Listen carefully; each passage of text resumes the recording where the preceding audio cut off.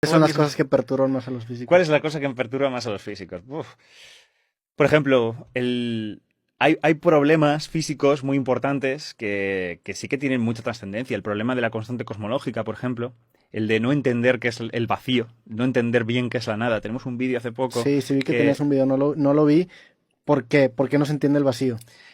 la idea básica es que si tú piensas que el vacío, lo que pasa es que cuando tú mezclas el vacío y la cuántica, pasan cosas, básicamente. ¿Aparecen y desaparecen cosas? ¿A qué te refieres? Aparte de que aparecen y desaparecen cosas, que un poco eso es lo que, en cierto sentido es lo que sucede, la idea es que el vacío nunca está vacío, el vacío siempre está lleno.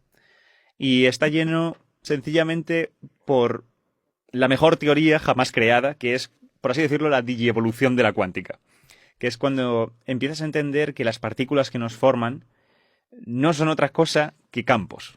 Las partículas que nos forman son realmente excitaciones de unos ciertos mares. Hay que pensarlo como que el universo está lleno de unos ciertos océanos, distintos. Algunos conectados unos con otros, pero como distintos mares, entidades que llenan el universo. Y O sea, no hay un sistema independiente, o sea, como no hay sistemas independientes, no hay manera de concebir un espacio vacío porque va a estar dentro de la malla de todos los sistemas. sobre estos campos llenan el universo. Ok. Y nuestras partículas son realmente, por así decirlo, pequeñas onditas dentro de estos campos, dentro de estos mares. En el fondo, hacer física de partículas es entender bien cómo estos mares funcionan, cómo se conectan unos con otros y cómo estos mares son cuánticos. Y tienes que pensar en las cosas raras de la cuántica, ya no solo en una particulita que no está sino pensar en mares enteros que pueden tener configuraciones alocadas. Me hiciste pensar, o sea, teóricamente en un vacío podrías, obviamente con instrumentos utópicos, medir y tener la suficiente información para determinar la composición del universo. O sea, aunque sea mínima, no sé, injerencia de alguna partícula o de alguna molécula de algún lugar que está a millones de años luz, podrías ver esa influencia teóricamente con instrumentos ridículamente precisos. Aunque sucede realmente que el vacío está correlacionado, a lo mejor esto es algo como súper críptico, realmente no, porque en el fondo, nuestros aparatos lo único que pueden medir, nuestros aparatos de medida, lo único que pueden medir son partículas. Lo único que pueden medir realmente es cómo las partículas tienen una cierta configuración, pasan cosas y tienen otra configuración. Y lo que hacemos es estudiar qué ha pasado entre medias y cómo sucede una cosa y la otra, ¿no? Cómo se ha producido todo eso. En ese sentido, como que no tenemos capacidad realmente de poner un aparato y medir el vacío estricto. Aunque hay formas de hacerlo. Hay formas de hacerlo porque el vacío puro y duro afecta al universo. Y un poco el problema este gordo viene por aquí.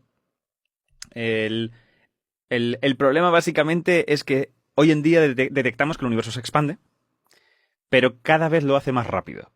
Este es un descubrimiento de hace unos 20 años, que la expansión del universo es acelerada. No solo que el espacio crezca, no solo que las galaxias se alejen, sino que cada vez lo hace más rápido. Y la única manera de que esto suceda es porque hay una sustancia que de algún modo está acelerando el universo, que le está pisando el acelerador. Esta sustancia encaja bastante bien con el vacío. Esta idea de que el vacío nunca está vacío, de que siempre hay algo. Eso es lo que está acelerando la expansión del universo. Entonces dices, vale, puta madre, pues voy a ir y me voy a calcular, básicamente, voy a medir cuánto se está expandiendo el universo y voy a hacer ingeniería inversa. Voy a coger esa aceleración que estoy viendo y voy a averiguar cuánto vacío hay o qué energía tiene el vacío a partir de esas medidas. Sabiendo cuánto acelero, sé cuánto estoy pisando el acelerador. Es decir, qué es la cosa que está pisando el acelerador, es decir, cuánta energía tiene el vacío. El problema es que cuando esto sucede, cuando tú haces este cálculo y, digamos, lo calculas por un lado y miras lo que ves en el universo, hay una discrepancia horrible. Una de las mayores discrepancias en la historia de la física.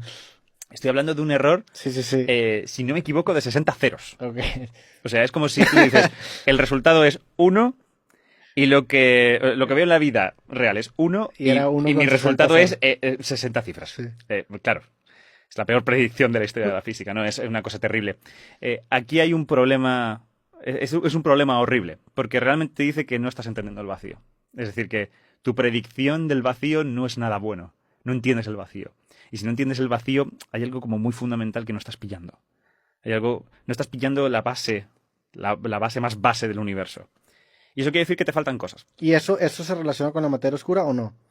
Se relaciona con o sea, ¿el vacío pudiera ser por materia oscura? Se relaciona, mira, por ejemplo, se podría relacionar con la materia oscura porque, como hemos dicho, las partículas en el fondo son onditas en ciertos campos. Entonces, te falta un campo, que es el de la materia oscura, solamente que no sabes cuál es, no sabes qué propiedades tiene. Y como no sabes qué propiedades tienes, no sabes cómo ese cálculo va a cambiar por culpa de esa materia oscura. Y a saber cuántas partículas más no conocemos y cuántos aspectos más del universo no conocemos que van a alterar esa cuenta.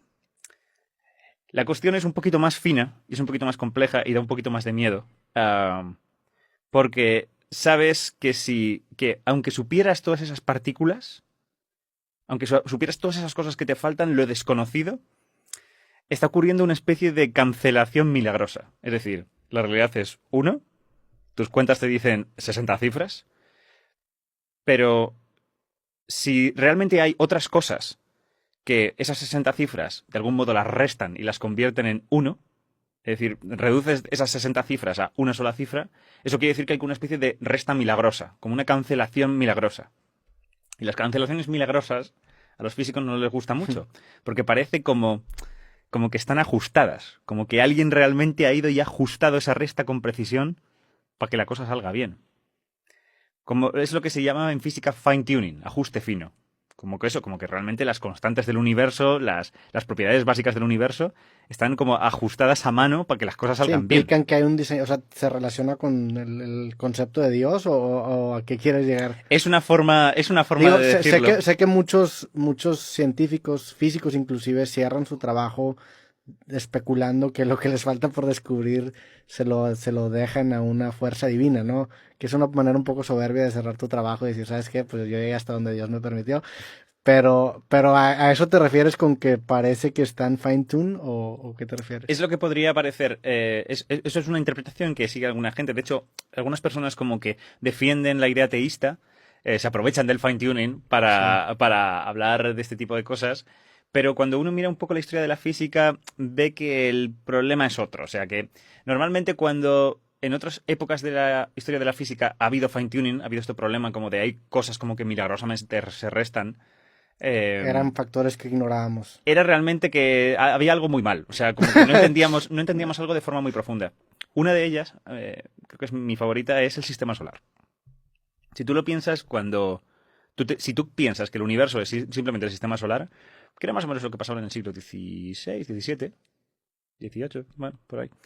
17, yo diría. Si el sistema solar es solamente el universo, y tú ya pues tienes una noción de gravitación, de los planetas que orbitan el Sol, etcétera, tú dices, a ver, la Tierra tiene la potra de que la suerte de que está en el radio correcto para que haya agua, para que haya temperaturas correctas, para que como en un punto, como en el lugar exacto. ¿Acaso no eso es un poco de fine-tuning? ¿Acaso no eso es un poco de ajuste? Qué casualidad que haya un planeta justo en el lugar correcto para que todo vaya estupendo, para que tengamos las condiciones adecuadas para que se desarrolle la vida. Hay otros 9 planetas, pero son solo 9. Incluso en su momento había muchos menos, ¿no? Había 8, 7. Así que eso es raro, es un ajuste. ¿Por qué está la posición de la Tierra también ajustada? En ese momento no se comprendía. Y alguien podría decir, claro, es un ejemplo de que Dios existe que nos ha puesto aquí. Pero con el tiempo nos hemos dado cuenta que no es relevante. Porque hemos visto que existen otras estrellas, que alrededor de esas estrellas hay planetas que también orbitan, y que lo que realmente sucede es que nuestro sistema solar no es único, sino que hay montones de sistemas solares por toda la galaxia y en todas las galaxias del universo. Así que, sencillamente, se están tirando los dados constantemente, se están ubicando planetas donde sea, y simplemente nos ha tocado en el que daban las condiciones correctas para que surgiera.